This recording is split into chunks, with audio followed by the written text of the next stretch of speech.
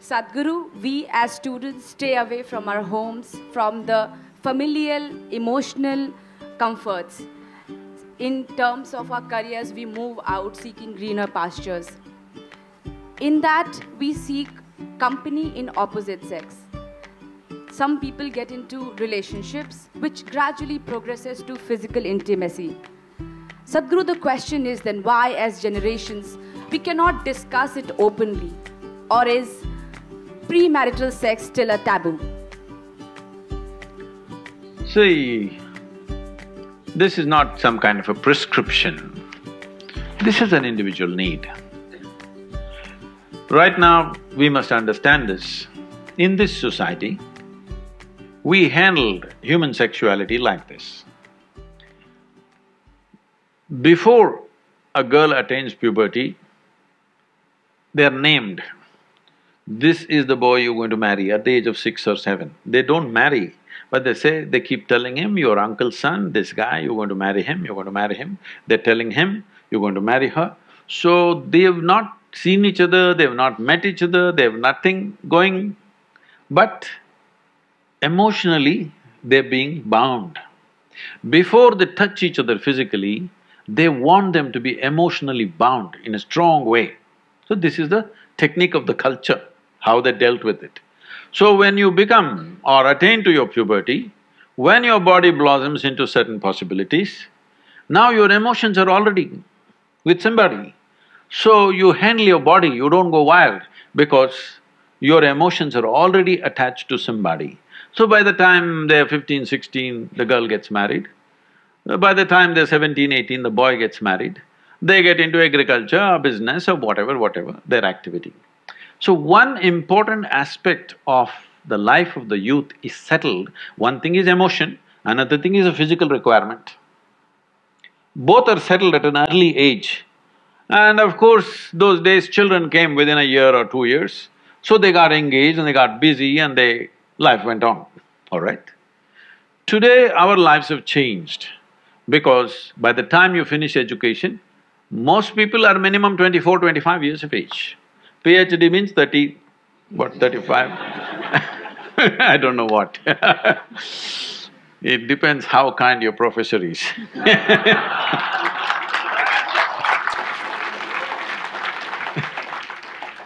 So, let us say average education time is 25 years of age. By the time they get employment and settle down somewhere to reasonable financial security, 30 years of time, all right? The peak of human hormonal function is between 15 to 30. You're not teaching people some ascetic way to live. You're not giving them some sadhana that they're transforming their energy into some other possibility and attaining to something else. There is no such thing. And there's close proximity with the opposite sex. If you don't want to address it, then you will create an unhealthy society, very unhealthy society, which unfortunately is finding expression in violent ways in our society because we've not addressed the fundamental needs of a human being. First thing is nourishment. If nourishment is taken care of, you must understand, nourishment is survival. Once survival is taken care of, naturally the species, this is not even individual, the species that you are is longing to reproduce. This is how it's built. It's longing to reproduce because this is survival of the species. If people don't reproduce, there is not going to be human race, isn't it? So, your body and your mind plays many tricks, and how when you look at somebody, you suddenly think they're the most beautiful, suddenly you think they're the most fantastic, you will discover later many things. But initially, everything is clouded. See, I'm telling you, let's say you are 10, 12 years of age, you looked at people, they're quite normal. Suddenly you became 14, every little bump on somebody's body is a world by itself simply because your hormones begin to influence everything. In a way, your intelligence is hijacked by your hormones. Now, this is not to be judged as bad or good, this is a natural process. There may be a few people who will go beyond that. It's fantastic for them if they can go beyond that. They're not compulsive about it, they went beyond it, fantastic for that person.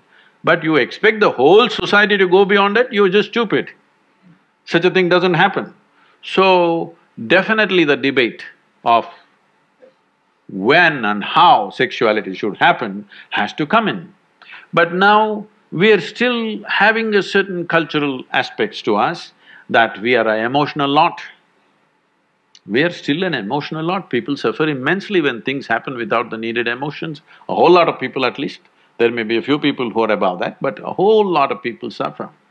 So, for our country, for our society, how to deal with this without causing a major disruption in the social structure is something that we must debate. We must do research on it, how to do it.